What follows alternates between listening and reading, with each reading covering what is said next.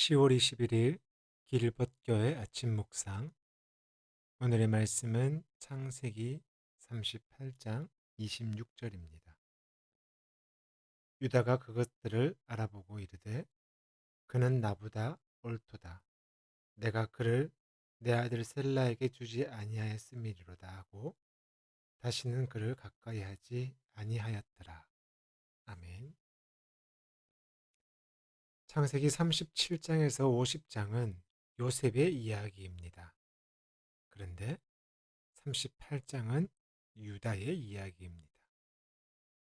37장의 마지막이 요셉을 사간 이스마엘 상인들이 그를 애굽에서 바로 왕의 친위대장 보디발에게 팔았다라고 했습니다. 그리고 39장은 그 이야기가 이어지고 있습니다.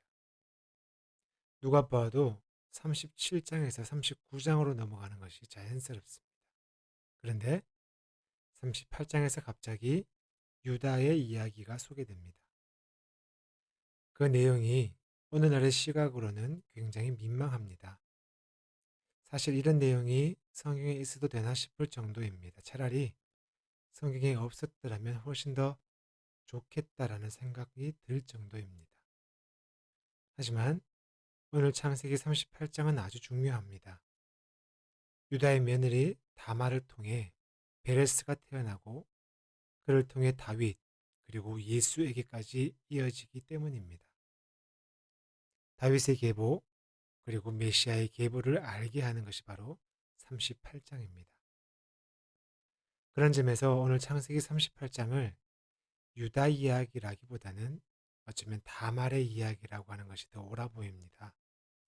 용감했던 여인 다말의 성실함은 하나님의 역사를 잊게 했기 때문입니다.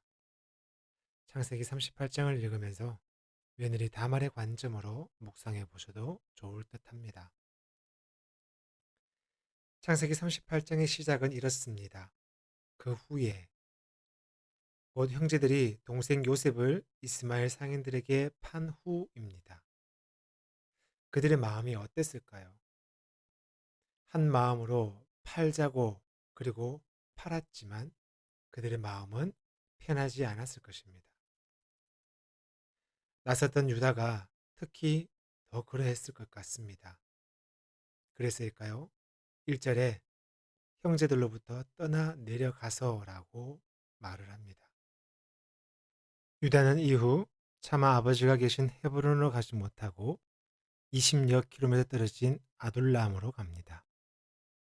유다는 그곳에서 가나안 여인을 만났고 결혼 후 아이를 낳고 거십에 거했다고 합니다.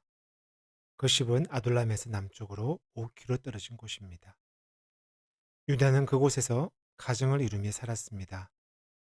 첫째 아들 엘이 다말과 결혼하게 됩니다. 그런데 첫째 아들 엘이 하나님 보시기에 악했다고 합니다. 그 악함이 무엇인지는 정확하게 말하고 있지는 않지만 생명을 앗아갈 만큼의 악함인 것 같습니다. 엘이 죽게 됩니다. 당시 이스라엘의 관습에 형사치수혼이라는 법이 있었습니다. 곧 형이 죽으면 동생이 형의 아내와 결혼하여 그 대를 잇는 것입니다. 그 이유는 여러 가지로 말합니다. 8절 말씀처럼 후손을 남기는 것입니다. 그리고 다른 것은 남편이 죽으면 그 재산이 아내에게 돌아가기 때문에 며느리가 과부가 되어 친정으로 돌아가면 그 재산이 모두 친정으로 가기 때문에 재산을 보호하려는 법이다라고도 말합니다. 어쨌든 며느리 다말은 당시 법에 따라 시동생 오난과 혼인을 하게 됩니다. 그런데 오난이 이기적인 동기로 의무를 행하지 않았고 10절에 하나님은 그의 악함을 보시고 형 엘처럼 그도 죽게 됩니다. 이제 막내 셀라가 남았습니다. 하지만 유다는 다말에 대한 불신이 생긴 듯합니다. 우리에게도 이런 말이 있죠. 남편 잡아먹는 사주. 아들을 먼저 보낸 그 시어머니들이 며느리에게 하는 말들입니다. 가부장적인 우리나라에서도 이래 했는데 2500년 전 그때는 더 했을 것 같습니다. 유다는 셀라가 아직 어리기 때문에 혼인은 힘들다며 좀 더 장성하면 그때 혼례를 치르자며 다말을 친정으로 보내었습니다. 하지만 유다의 진짜 마음은 14절 다말의 말에서 알게 됩니다. 셀라가 장성함을 보았어도 자기를 그의 아내로 주지 않았습니다. 유다는 다말을 그냥 내쫓고 싶었던 것 같습니다. 하지만 이후 일어나는 하나님의 일하심에서 유다는 자신의 어리석음을 고백하게 됩니다. 26절에 유다는 그는 곧 다말은 나보다 옳도다. 결국이지만 다말을 통해 베레스가 태어나게 되고 그를 통해 다윗의 가문이 일어나며 메시아의 계보가 이어지게 되었습니다. 유다의 아들 엘과 오난이 죽은 이유는 하나님께서 보시기에 악하였기 때문이라고 합니다. 죽임을 당할 만큼의 악함이 무엇일까요? 그것은 하나님을 떠남이겠죠. 곧 자신에게 집중하는 자기애입니다. 엘도 오난도 자기에게 집중했던 것 같습니다. 그런데 오늘 유다의 행동도 그러해 보입니다. 자기에게 집중했습니다. 어쩌면 아들들처럼 하나님이 보시기에 악을 행하였습니다.